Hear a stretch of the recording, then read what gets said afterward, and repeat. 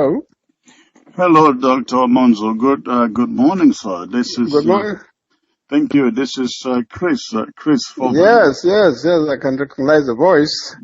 Okay. Uh, Okay. All right. So I really took some time listening to your presentation hmm in Atlanta, and hmm I must say it was a very impressive presentation, and I think hmm I really agree with much of what you said. hmm Uh, other than that, other than that, does the argument that uh, we You, cannot? sorry, did you say you agree or that you don't agree with much of No, what I I said? agree. I agree Okay. mostly with hmm what you said. Yes, Okay. I agree Okay. mostly with what you said in the hmm presentation. hmm Yeah, hmm but the question is, hmm on the grounds of what you presented, hmm are you really saying we cannot get in? I mean, we should not go for independence because of that argument? Because I mean, we are uh, a sovereign people. We hmm have the right to self-determination like hmm every other group. On the hmm basis of your argument, are you saying that we cannot go for independence because we don't have a chance with the UN, or that we cannot go for independence at all? I don't know what the difference is, Chris, in substance. I suppose the bottom line is achieving independence, right? Correct. It's not what you want to do or don't want to do. It is what you can obtain. Right.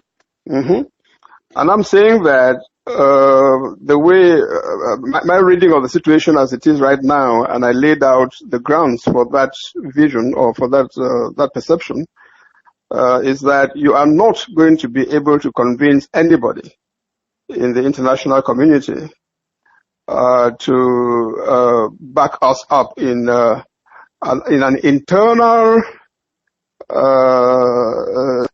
negotiation of bringing an end to what the entire world recognizes to be one sovereign country.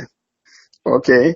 Now, in spite of our history, in spite of everything, you know that for the international community today, and when we say the international community, that is what? That is the United Nations when it comes to matters of recognizing independence of the states and all of that.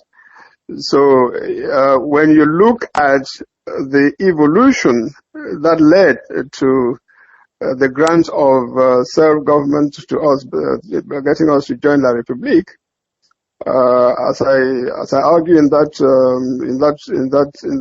address, Right. it was in conformity with what the international community practiced at the time.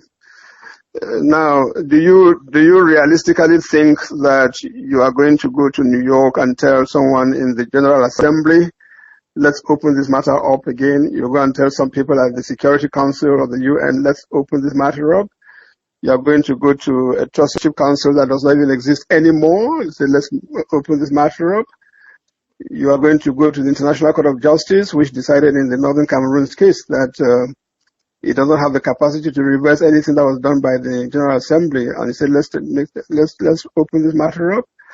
So, Chris, for me, it's a matter of it's not what we want, it's not what we wish. If you ask me today whether my territory, Southern Cameroon, should be independent or not, what makes you think that I will not say instantly, let's be independent? But I'm looking in terms of what is feasible and what is not. Okay. What is feasible and what is not. So these people who are saying that they are going to get us restore the independence of Southern Cameroons, my question to them has been, how do you propose to do that? How do you propose to do that? And there are just two avenues to this, to restoration of our independence. The two avenues. One is that you negotiate a return, this restoration. Now, whom are you going to negotiate with? That's the You question. see, exactly. So whom are you going to negotiate with? Do you think that you are going to call Mr. Biya around the table internally and say, look, Mr. Biya, let's sit down and work out the terms for the separation of these two territories that came together in 1961? Do you realistically see him or anybody in La République sitting down around the table and quietly and peacefully and nicely discussing with us for 3 days, 1 month, 3 months, or whatever modalities for the separation of this territory? Yeah, but that is the same argument that people are raising when you champion because for a return to a federation, because like every one of us else does, that Mr. Biya is not going to sit on any dialogue table with you to talk federation. No, it's different, Chris. It is different in the sense that you can exert pressure. Let me put it this way: even the limited gains that have been scored in this since October, right? The concessions that have been made, which some people say are just window dressing and all of that. Okay, let's take them even at that value of window dressing, but there are some concessions. So you think even those have been granted because Mr. Biya wanted to grant them? Mr. Biya granted them because he is reacting to pressure coming from our population on the ground. It's not these cyber warriors who are shooting things on the social media. Mr. Biya saw in the past how many months the resolve of our population, as expressed by the fact that they did not send their children back to school, as expressed by the fact that they followed these ghost towns on Mondays and sometimes Tuesdays. And we have internally, whether I appear on television or I write in newspapers, I have constantly referred to the fact that Biya has caved in, as it were, to the pressure coming from our people. Okay. Now, so he can make concessions, bowing to pressure coming from our people, but obviously for him, that cannot go as far as saying, let's break the country up. Okay? He can cow down to pressure and say, okay, you guys finally, I was not listening before, I didn't know what this thing was, I underestimated it, but now I understand. Let us go back to an arrangement that would allow, as was initially intended, that we govern our affairs respecting the two heritages we brought into this union. That is feasible. That is politically feasible. Well, it is, but nobody really thinks that can be achieved with the current regime going by its history. Because okay, let's say then. Okay, Chris, let us say then. Okay, let me consider you that. I don't believe that is so, because we are attributing to this regime a kind of incapacity to change. Yes, I agree that the nature of this regime is such that, yes, they are slow to change because they simply do not have a culture of negotiating with citizens. They don't believe in that. But what I'm saying is that the events since last October have shown that in spite of that skin that they wear, it is possible to force them to behave differently and to look at things differently. And that we ought to be mobilizing our forces like one man to say, listen, you guys robbed us of the federation, the thing for which we joined. You robbed us of that in 1972, and as one man we are going to put pressure on you to make sure that we bring it back. And my conviction is that is something that is negotiable, that is something that is obtainable by discussion, by dialogue. But you cannot, by negotiation or dialogue, expect to get separation or secession or restoration or whatever I want to call it from Mr. Biya. Now, what does that then leave us with? And that is why I keep saying, if we recognize that Biya is not going to grant us, is not going to yield to going our separate ways, how do we intend to get there? And that would take me to this other question, because you mentioned the impossibility of regaining our independence through the diplomatic way by the United Nations. Now, look at the Southern Sudans. The Southern Sudans, I really don't have a good history of what their relationship was with Sudan prior to independence. But in spite of that, they were able to fight their way and come out of the Sudan, and they have an independent country. You have just said that today. You have just said it, Chris. You have just said it. They fought their way. You understand? Yes. They fought their way, Chris, and they fought their way in a period of about 30 years. Okay? Right. Yeah. So what I have been saying to the separatists, and I call them separatists, although I hear my young brother Ayuktabe categorizing them yesterday as nationalists, and the rest of us are supposed to be non-nationalists, I guess. But anyway, they are separatists. Let them have the dignity, if you like, the sincerity to admit that. Others are unionists, others are federalists. They are not nationalists, as if others are not. They are separatists. They should admit that.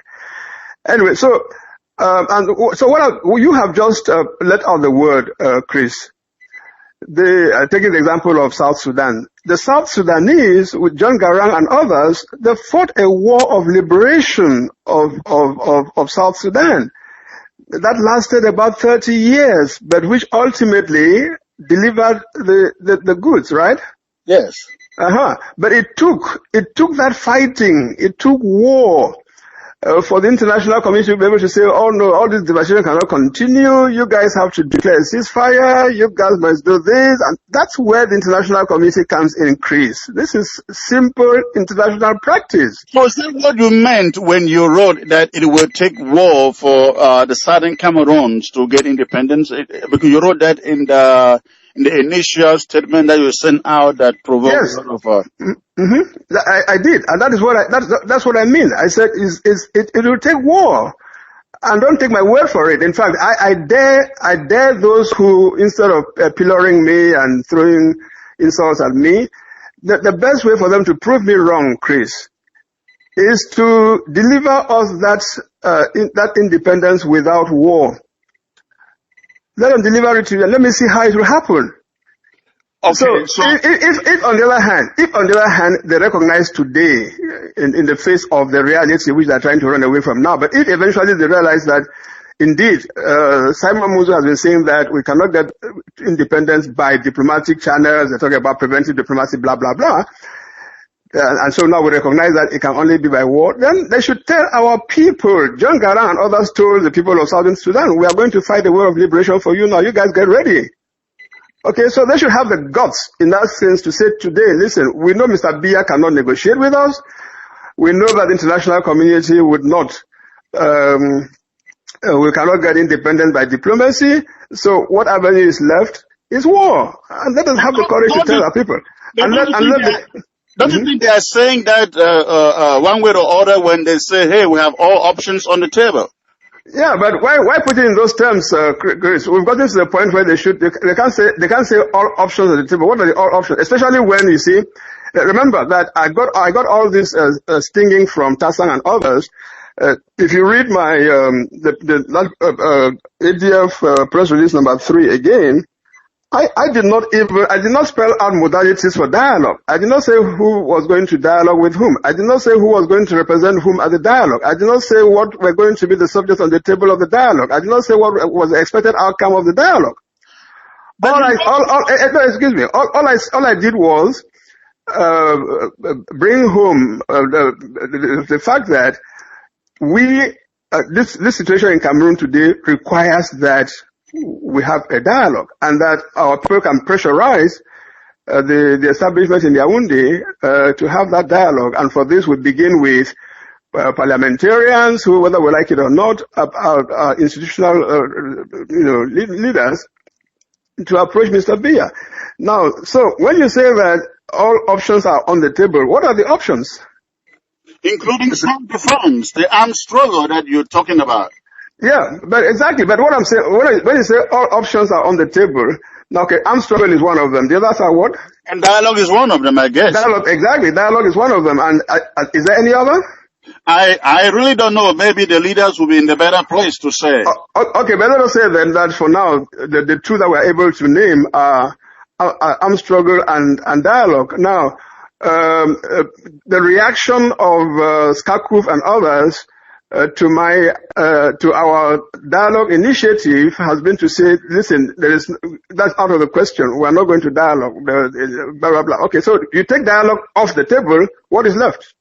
Well, but Doctor. No, Chris. No, just answer me. It's very simple. You take dialogue off the table. There are only two options on the table. You take dialogue off, Chris. What is left? The military option, of course. Exactly. Okay, so if that is what it is, then why don't you tell the people everything else is off? It's now time for us to. We're opting for the military. We're taking the military option. Why are they finding it so difficult? Why are they finding it so difficult to say so? I think before they get there, they have one more option, which I believe you will agree on that option. And that option would be if La Republic and people like you who are advocating for a return to federation instead of straight independence, if both parties would agree, a simple referendum, just like you were suggesting in your presentation.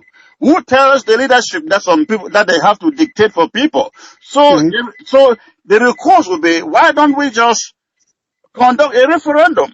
Yeah, but even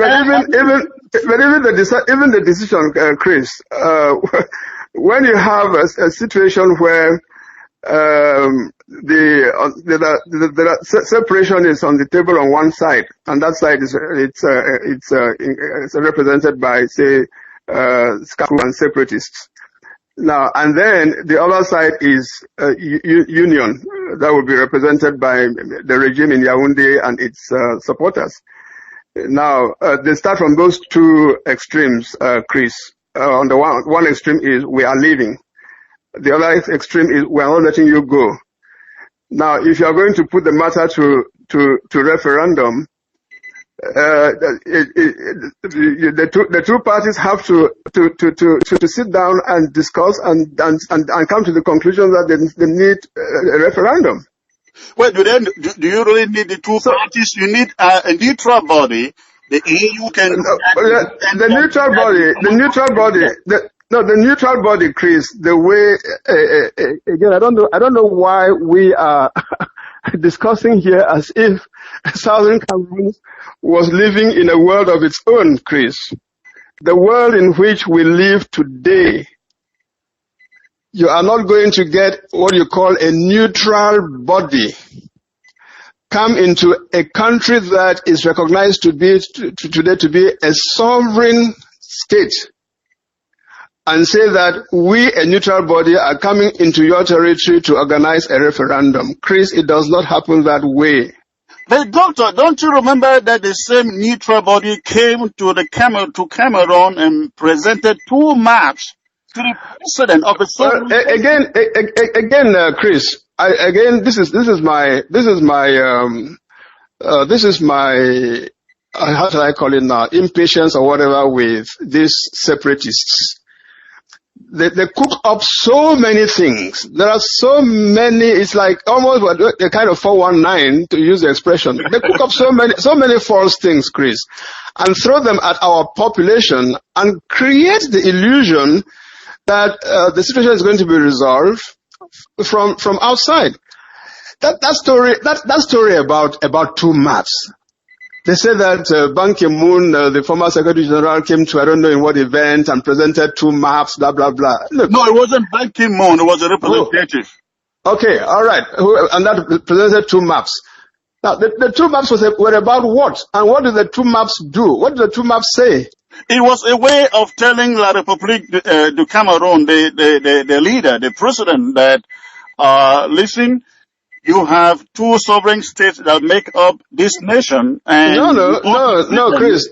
Chris, there is nobody in the international community, especially someone whom you purport was representing the UN or its Secretary General, who would come to a sovereign, for the international community, Chris, there is only one sovereign state, Cameroon.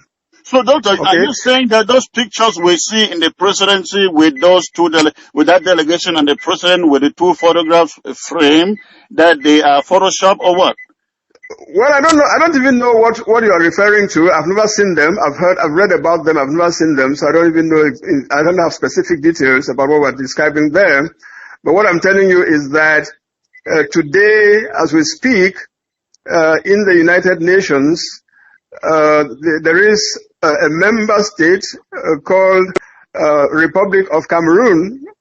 If you like, Cameroon, that member state is there with a permanent seat, with a permanent representative, if you like, ambassador to the United Nations in New York, and that is the entity that the international community is dealing with. The African Union, that is the entity that is sitting as a member of the African Union. You go to ECAS, the Central African sub-regional organization. That is the entity that is a member. So I don't know where this thing comes from in terms of Cameroon. We have two sovereign states and all of that. We don't. So, Doctor, listening to you, you don't appear to give the independent movement a chance. So, if I may ask, this is hypothetical. What would you do? What would you request to should the regime, the Biya regime, say, we're not having federation on the table? We have said it. We're not having it. What would be your next step? Exactly, Chris. That would be a position of last resort. Okay. You understand? Yes, that would be a position of resort. If last resort. If you were to tell me today that we have exhausted the possibility of return to federation by dialogue because the regime in Yaoundé says that this is a no-go, okay? Then at that point, you are put in a situation where the choice is between remaining dominated and marginalized in the present country forever and leaving the present arrangement. And I would say that my option would be in favor of leaving the present arrangement.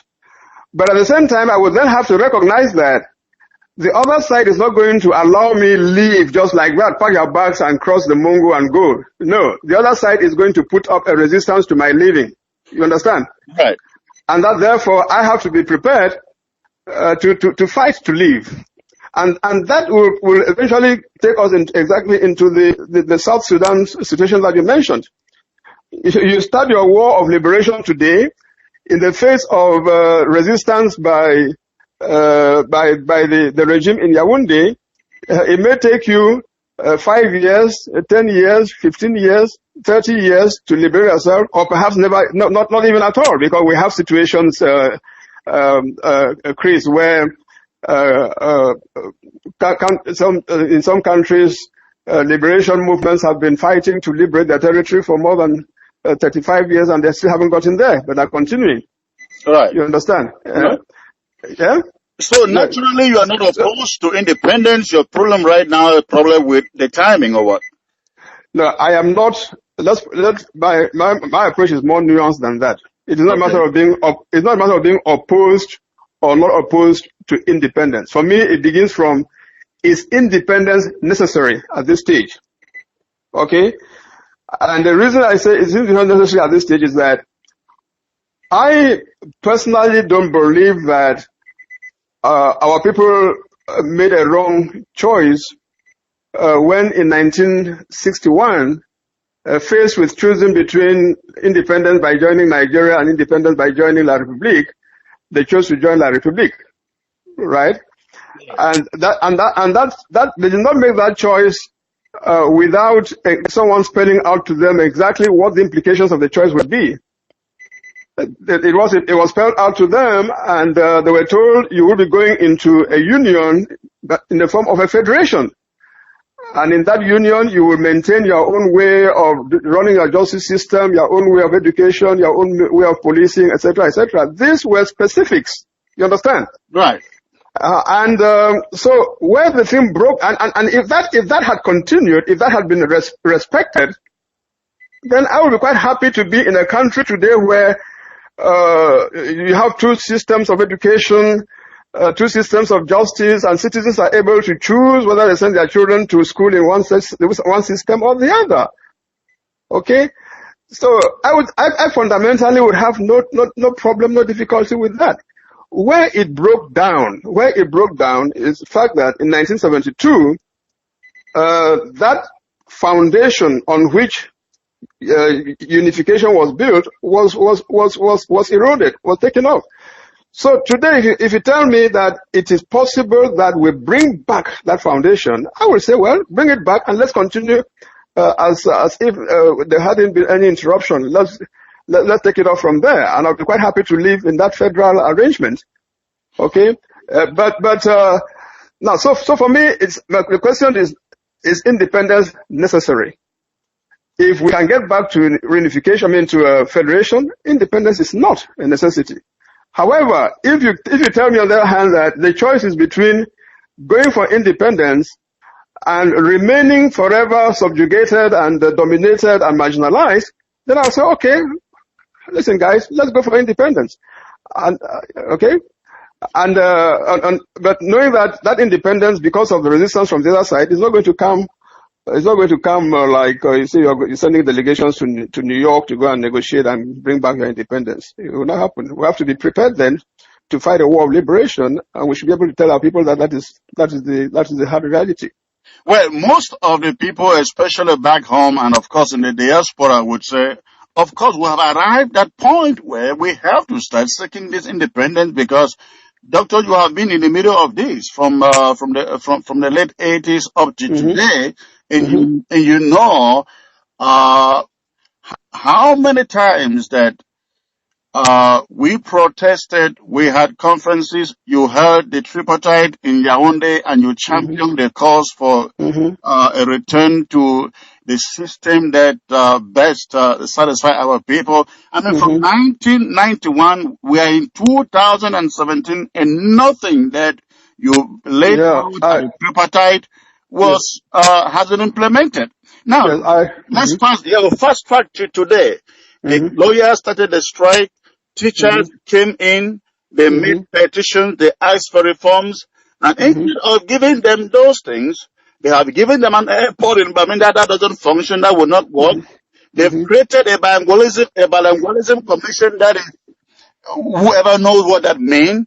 And above all, they have now said, there is no federation on the table, we're not entertaining anything federation. So, people who are going in for independence are like, we have come to the end. When they say there is no federation on the table, we cannot discuss it. It means we have no option than to resort to asking for our full autonomy. Don't you see that it is the right time to do so? Well, I think the picture that you paint there, it's something of a caricature. Because you see, we don't seem to want to realize that even in Cameroon, with this dictatorial regime, things are moving, things are changing, circumstances are changing. There is a responsiveness to national opinion, which has been slow in Cameroon because of this, as I say, this culture of dictatorship. But even that regime is beginning to recognize that we are no longer in the day where you'll have that full-blooded dictatorship and get away with it. But they haven't done anything that proves that. You cannot say they haven't done anything. You cannot say they haven't done anything.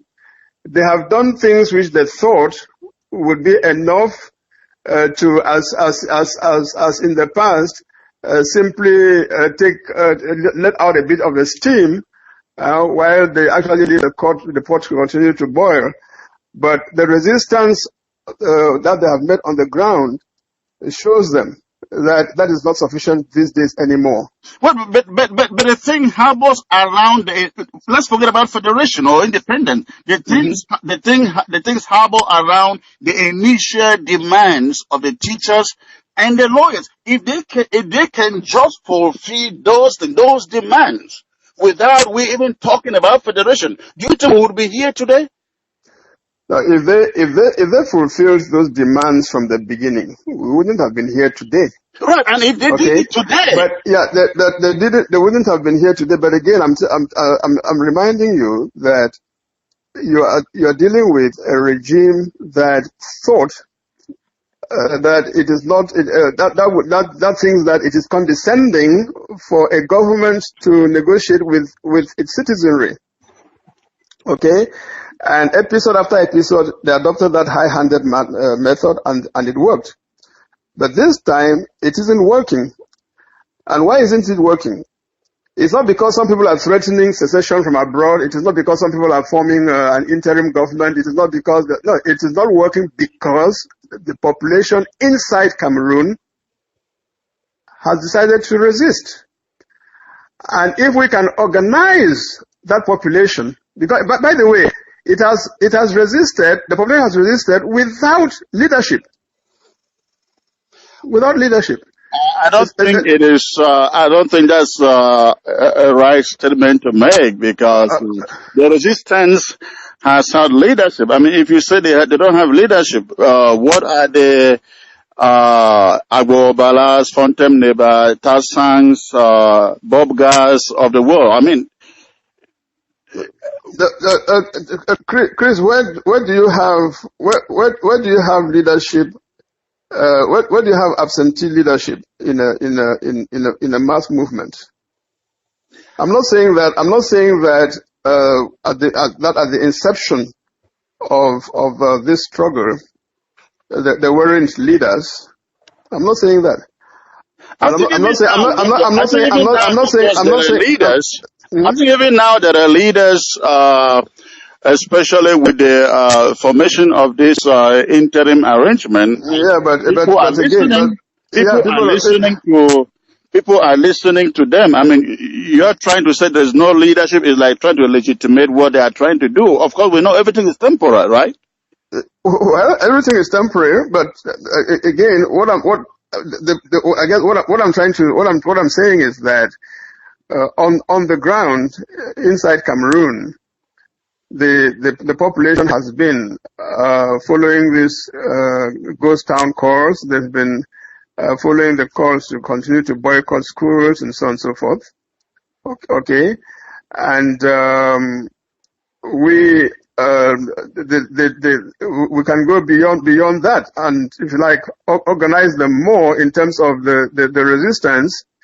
And the sheer weight of that resistance would be enough to bring Mr. Biya, who initially may be arrogant and insensitive and all of that. When he finds that the people really mean business, he will be forced to come around the table and negotiate and dialogue. All right, now let's talk about let's talk about the ADF. How far have you gone in the preparations towards this conference? I want you to understand that the approach of the Anglophone Dialogue Forum, which, by the way, we start every of our press releases, and so far we've had just 3. But if you look at our press releases, every one of those press releases begins by saying what the ADF is. Right. And we have said that the ADF is a network of Anglophone Cameroonian individuals and organizations who are committed to finding a lasting solution to the Anglophone problem through a frank and comprehensive national dialogue. Okay? Yes. Now, and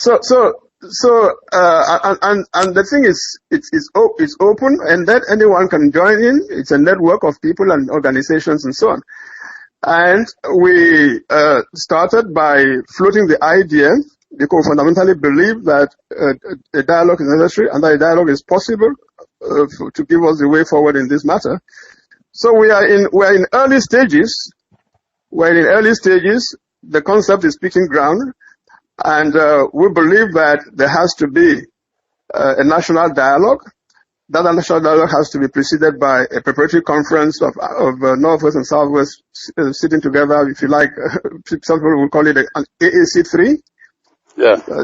So we are working towards that, and it is not the ADF that's going to sit alone and organize a dialogue. We are advocating the holding of a dialogue, and when people begin to see that there is a need for that dialogue and that dialogue is feasible, all such people will get together, form a working group that will steer this initiative, eventually properly convene a preparatory conference, and the preparatory conference will lay the ground for what we take to the national dialogue.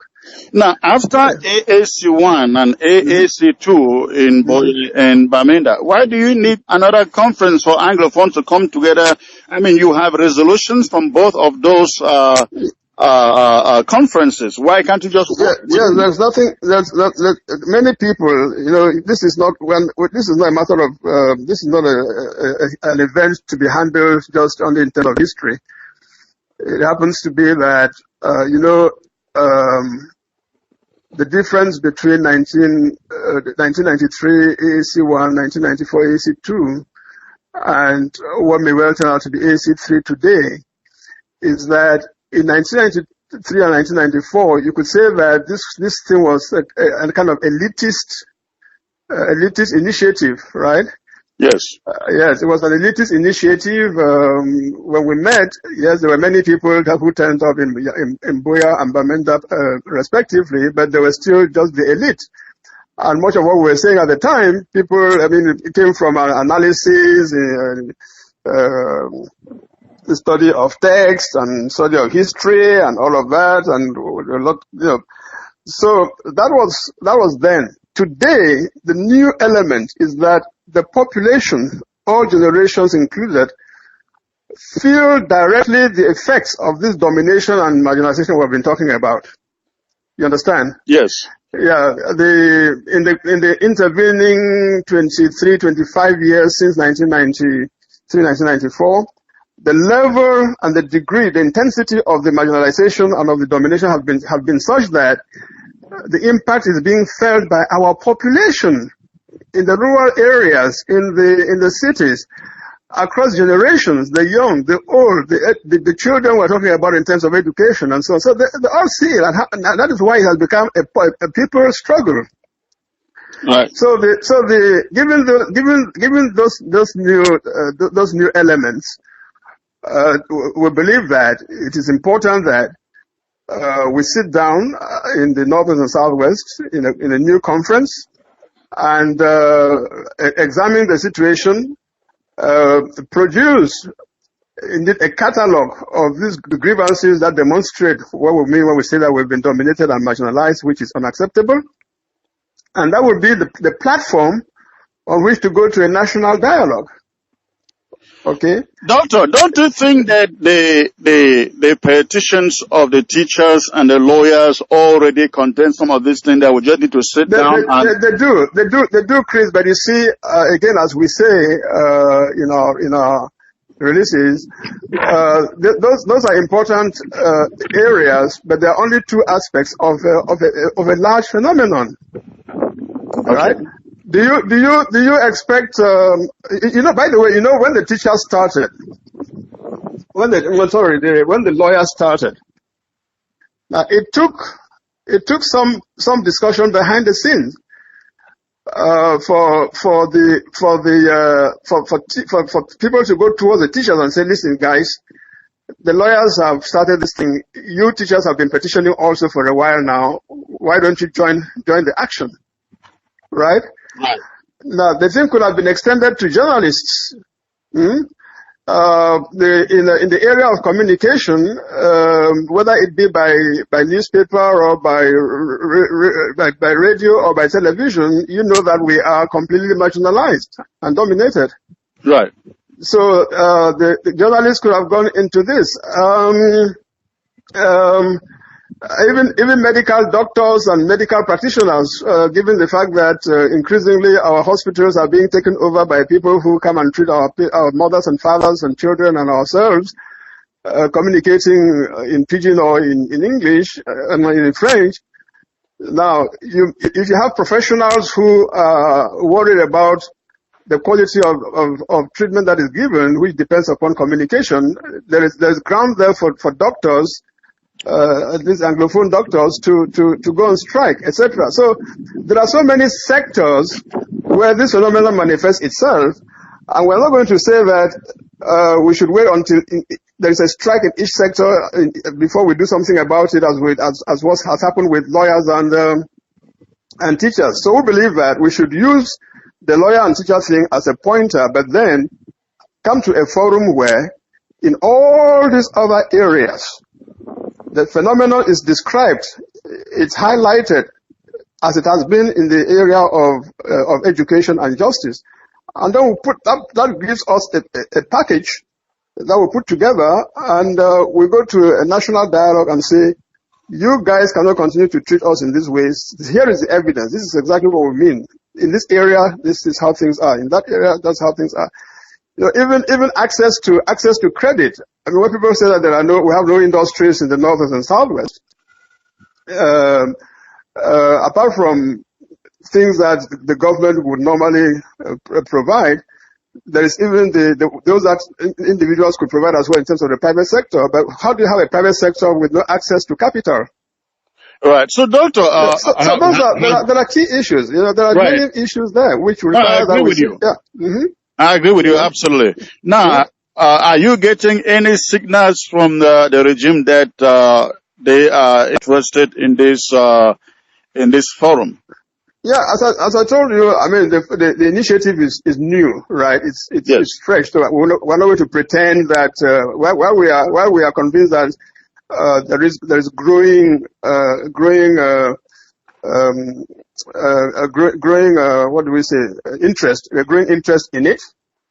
We're not going to say that in the how many days now since we went public on the initiative that we've had answers to many questions yet. No, we start with our own constituency, right? Right. We start with our constituency, our public opinion in Southern Cameroons, and that is what we've been doing. There is increasing awareness. We have opened contacts with the establishment in Yaoundé, and basically to make them understand that, listen, these are the options before you.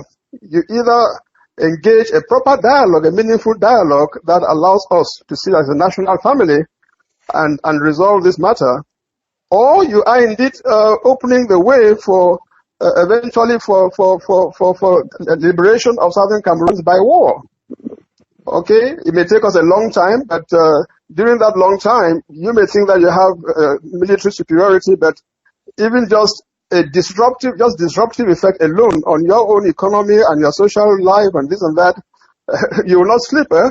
Right. You know, yeah. So there is that kind of language that we are taking to them, and let's give this a chance. Let's see. Instead of working on the basis that they have never moved and therefore they will never move, blah blah blah. Conditions are changing, situations are changing. So, Doctor, what is your position on the shutdown of schools until some kind of solution for this crisis is met? Well, on that, and I'm giving my own personal view here. Yes. Yes. I'm giving my own personal view. Using the shutdown of schools as a mechanism for exerting pressure, I have to say that first of all, it happened by chance, right? It happened by chance in the sense that the barbarism, the brutality that the forces of La République showed on our young people, especially at the University of Biya, yes, are the things that revolted our population, our mothers and fathers, to the point of saying, wait a minute, if you are going to brutalize our children like that in the University of Biya, we're not allowing them to go back there. And that spilled over to the primary and secondary and nursery schools and so on and so forth. Yeah. Okay, and it has been sustained by parental refusal to send their children back to school. Right. Now, so if the same parents say after reflection that, okay, while there is negotiation, while there is dialogue, while people are talking, while this and that, we have made our point and we want our children to go back to school, should they be stopped from sending their children back to school? Well, they haven't said so yet, and I think the parents are also saying, we don't like the system. We don't like you having French teachers in our school. I agree. Absolutely. And that hasn't changed yet. Absolutely. So what I'm saying basically is that, yes, the parents have the principal voice here. Because we don't think that children should go to school just for the sake of going to school. Children are going to school for quality education. Right. And if that quality education is not being given, for as long as, then of course, then the school is worthless. Right. The school is worthless. Now, but who is to determine in the final analysis whether that is so or not, and whether they're prepared to live with it or not? In my view, it will be the parents. Absolutely. Exactly. So if the parents voluntarily say our children are not going back to school, there'll be no school. On the other hand, if the parents, after everything is everything considered, say, all right, yeah, we want the discussions to continue, but in the meantime, our schools should resume, even though we know that there are these shortcomings, but work is being done to improve them, and so on and so forth. Then what do? We force them not to send their children back to school? For me, that's the dilemma. Again, that is the place of the parents to decide what they do with parents. Yes. So for me, the final decision rests with the parents, and who after all understand what is at stake, and they should go. Now, we cannot hold children hostage forever, but that also means that those who are pushing the resistance has to come up also with more creative ways of continuing to resist, other than just by school boycott or ghost towns. Well, that is a point. That is a point that I completely support. Yes. I think we can be creative enough to come up with alternative modes of resistance. Right. That do not put the burden entirely on one group, just because by accident of circumstances that's what happened. I mean, why for instance should lawyers be barristers alone be the ones to continue to I mean, by not going to court? I mean, there are, of course, there are consequences for them as well. In terms of, these are self-employed people. How long can we expect that to be the modality? They've been on for almost a year now. How much longer can they resist? Can they withstand? Well, now, Doctor, talking about the federation, what is your opinion of the type of federation you would like to see? Is it a return to 1961 or a new type of federation, considering that the nation has since overgrown that population of 1961? Yeah, you see, my own take in everything, Chris, is not to start with a prescription. Okay. I don't start with the prescription. But you should have something in mind when you're... No, that's what I'm saying. I don't start with the prescription. I prefer that I proceed with diagnosis, right? Yes. And then the diagnosis will tell us what to prescribe, what we need to prescribe. So, and that for me, that's why I attach so much importance to dialogue, beginning from even amongst Anglophones themselves. We have to sit down as a Southern Cameroonian community and say, okay, if we are going to returning to federation, what federal arrangement do we want? We need to carry out a a dialogue, a discussion on that. But didn't you already agree on that in 1993 and 94 in the two AACs? Yes, but I agree. But once again, let me repeat that I don't believe that we can simply go and take up 1993, 1994, dust it up and say in 2017 this is what we want. Opinions have evolved. There are many considerations, and we need to have a fresh discussion. Once we agree that we are heading towards federation, we then need to sit down as a Southern Cameroon community and decide based on various considerations what form of that federation should take. For example, if you look at it simply from the standpoint of the two colonial heritages, right? Yes. So a federation that predicated on the need to respect our two colonial heritages, then you would take yourself straight to a return to 1961, a two-state federation. Right. Okay. Now, but other people will tell you that, well, yeah, I mean that is the first level, and then they'll say, well, we think that we want even devolution of authority and power and resources to go even lower than that. Right. And that takes you to today's regions, right? So you have, if you're going to have genuine regional autonomy, not this thing that superficial thing that is contemplated by the 2004 laws on decentralization, but genuine regional autonomy. Now, if you go that far, then you are going to end up with 10 regions with elected governors and their own elected either councils or assemblies and so on and so forth. To all intents and purposes, you will be having a federation of 10 states or 10 regions, right? Right. Yeah. So it all depends. You can also say, and that's something that we try to a notion that we introduced into our federal draft constitution that we submitted in 1993. You can also say that yes, you have a return to the two-state federation, but then within each of the federated states, the regions enjoy autonomy. All right. Right. Because again, and that's what I was talking about diagnosis first, Chris, before one comes to prescription. And I don't believe that we should shy away from sociological and other realities just because we want to make a political point.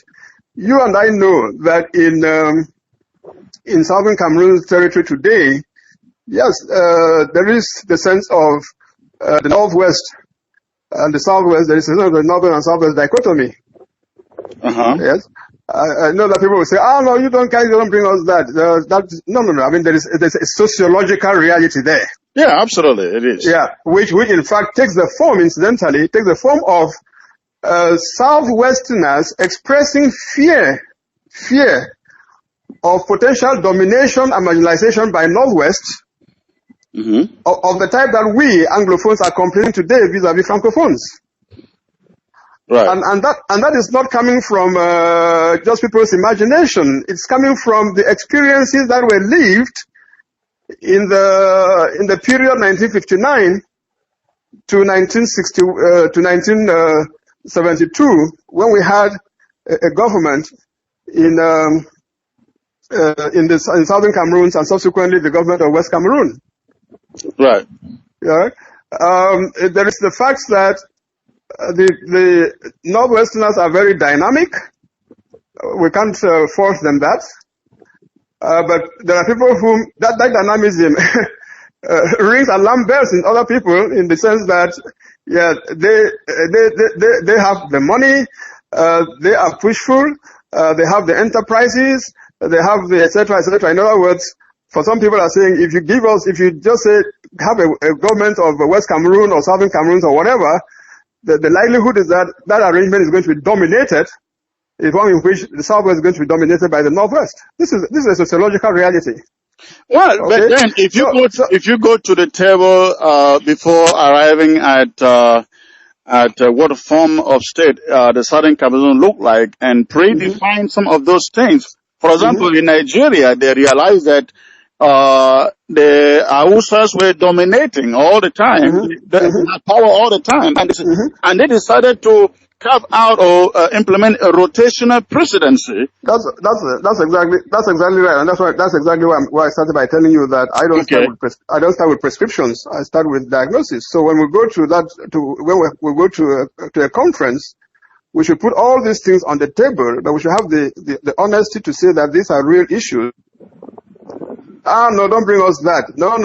It's Mr. Biya who created Hijo who created Northern and Southwest. There was no Northern and Southwest before. That's nonsense. I mean, long before I was born, and obviously before you were born, there was a distinction between Bamenda province and Cameroon province in the colonial times. Yeah. I was a kid when we were reading newspapers such as we had in Southern Cameroons and West Cameroon in those days, where there was this movement of Vikuma Kumamanfe, as opposed to, which is what we have as Southwest today. So there are historical things here, and we cannot pretend and just brush them under the carpet because we want to present a united face of Anglophones. No. So these are... there are problems at those various levels, and it's only through sitting down, having the word keeps coming up, having a dialogue where nobody wants to short sell the other. Let's not go down. We have a dialogue where Francophones say, okay, let's sit down with these people, but we are going to make sure that we organize such things in such a way that the dialogue is the way that we come out victorious. Or you go to the preparatory conference of Northwest and Southwest and say, yeah, let's go and sit down there, but we'll make sure that things that we discuss there are such that one side or the other between Northern and Southwest is victorious. No. We have to go in there with a spirit of sincerity, making sure that we listen to each other's gripes, and we find solutions. Well, Doctor, I think I've taken so much of your time, and I appreciate your patience to explain these things to me. And I mean that's the best contribution I can make at this stage in my life. I don't have an agenda to push as such, except in the collective agenda, but the collective agenda, which in my opinion should be informed by facts and by laws, if those laws apply, by regulations and so on. We cannot run away from facts.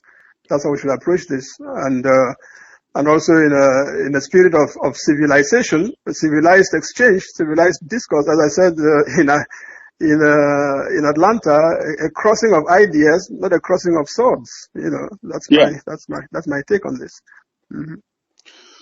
Well, again, thanks so much for your time. I look forward to talking with you again once in a while. Anytime, Chris. Anytime. We're in this together. Anytime. Absolutely.